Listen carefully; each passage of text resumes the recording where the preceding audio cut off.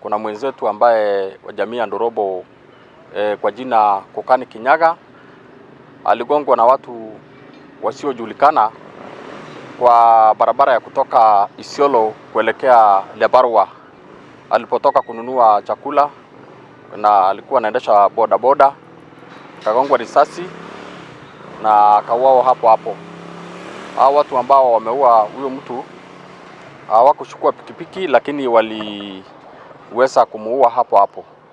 Sasa kama kiongozi wa jamii hiyo, ningependa kuzungumza kwamba ni vibaya sana kuua mtu ambaye hana hatia, innocent people, na hiyo barabara ni ya serikali, ndio inaunganisha Kipsing Ward na Lebarwa village ama location, na ndio tunategemea.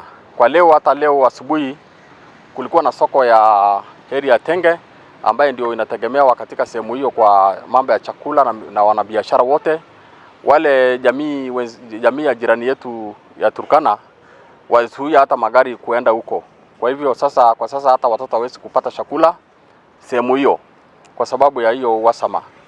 Ningependa kusema hivi kwamba serikali ishughulike na mambo ya hiyo barabara, kwa sababu tumezungumza kwa muda mrefu bila kupata suluhu ya kutosha kutokana na hiyo barabara.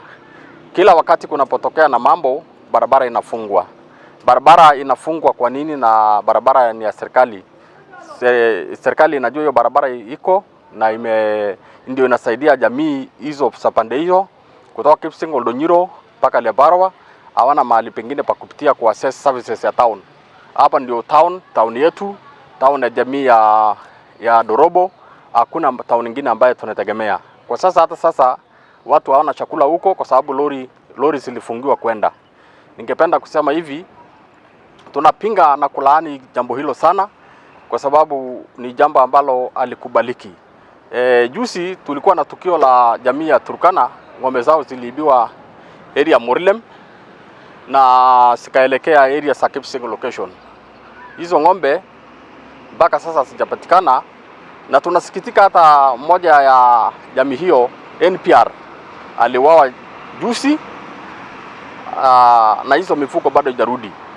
Tumeona ya kwamba tumeumia sana kutokana na hiyo mambo ya wizi ya mifugo, hii mambo ya uhalifu na watu kuuawa ovyo ovyo.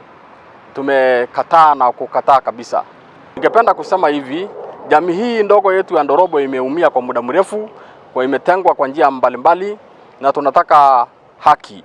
Tunataka haki katika barabara hiyo ifunguliwe bila masharti. Tunaomba serikali iwe inafanya patrol mara kwa mara kuona usalama ya wananchi na mali yao inapata nafasi ya kuendelea. Lakini kuua watu ambao hawana hatia hatukubali.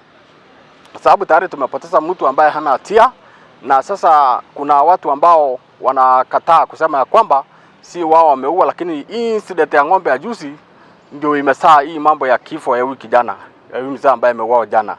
Kwa hivyo tunataka viongozi wote wasungumze kuhusu hii mambo, tuweze ikomesho ione vile itasuluhisho, ili kuavoid mambo ambaye inaweza tokea tena baadaye.